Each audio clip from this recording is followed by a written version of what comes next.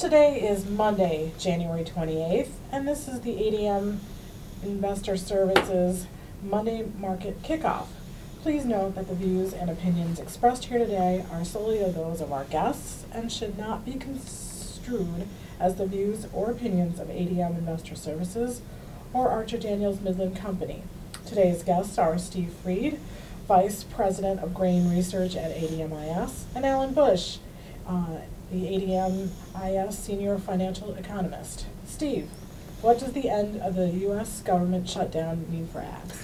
Two things. I think number one, we're going to get all the data that's been delayed up to this, export sales, commitments to traders, and the USDA said that they'll be combining the January 11th report they didn't put out and put it out on February 8th with that report. I think that the market should see some increase in volume and volatility once this information comes out. The export sales people said this morning they'll put out a schedule as to what export sales how they're going to put that information out this week. So I think the market was hoping that bottom line, with the shutdown behind us, there could actually have a little bit of a positive reaction to prices once the data comes out. The problem is that the president has already said that he's willing to shut down the government again in 3 weeks if he doesn't have a deal.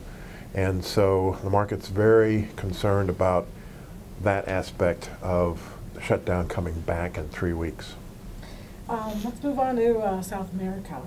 Is the South American weather pattern changing? Yes, it's changing for the better. In other words, up until this point, there's been some dry areas in northern Brazil and some wet areas in northern Argentina, and the pattern is going to shift, and so the rains in Argentina is going to move up into Brazil, allowing for rains where they need it, and then that allows Argentina to dry out. So beans are down about 7 cents right now because of the change in the weather pattern.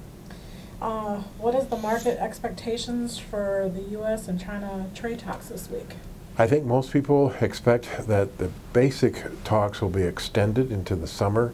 It's hard to get a compromise on the intellectual properties and transfer of IT, but there is rumors floating around that China will come in and buy some U.S. corn and wheat to try to help with the negotiations. If there is a demand for trade talk rally this week, should U.S. farmers increase cash sales? I think so. I mean, we're hoping that March beans can test 930, March corn 390. If China buys wheat, maybe March wheat can test 550. I think that spike up is a good place for farmers to sell cash. And finally, what impact will the record U.S. Midwest cold temps have this week? Mostly it's logistics. On the river is freezing, so you're not getting as barge movement. There'll be slowdown in truck movement. I don't think you can hurt the winter wheat crop. I don't think the growing point is out of the ground yet, and it's not going to stay cold enough long enough to hurt the winter wheat crop. And it'll be back into the 30s and 40s by Saturday. All right, thank you, Steve. Alan, let's talk financials. What is the outlook for the U.S. dollar? Well, it appears that the dollar may have tapped out for now, and I think one reason is that the Fed may have changed their tune, so to speak. They are likely not to be that aggressive in raising rates this year. It also appears that there's a possibility that they may scale back the rolling off of its massive balance sheet, so that in effect could be viewed as somewhat of an easing in a manner of speaking. So that would imply that the dollar will have a very hard time advancing. In fact, I would have to say the dollar will probably drift sideways to lower over the next few months. Okay, what is the price outlook for the industrial commodities this year? Okay, well, in keeping with our outlook for the dollar, if the dollar drifts lower, that would be supportive to the industrial commodities. But I also think there's the possibility of progress being made in the U.S.-China trade talks, as Steve alluded to, and I think there is progress being made, and I think an agreement will be made this year.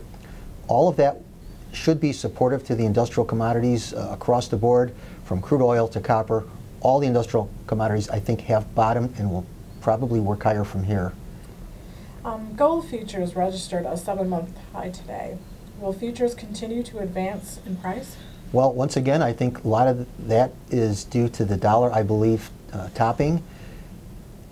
Just today we had the gold market advancing to above the resistance area of 1,300. In fact, it was above that Friday, but making a new high today. So technically, the gold market looks good. fundamentally, I think there is plenty of reason to expect higher prices, and I think the next objective that we could see is 1335, which is a gap area on the weekly chart. So higher prices, I believe, are in store for the gold market. Okay, thank you both. Remember, the views and opinions expressed here today on this video are solely of those of our guests and should not be construed as the views or opinions of ADM Investor Services or Archer Daniels Midland Company. If you'd like more information about our brokerage services, or would like to speak to one of our experts about managing your risk, or would like to open a trading account, please visit www.admis.com.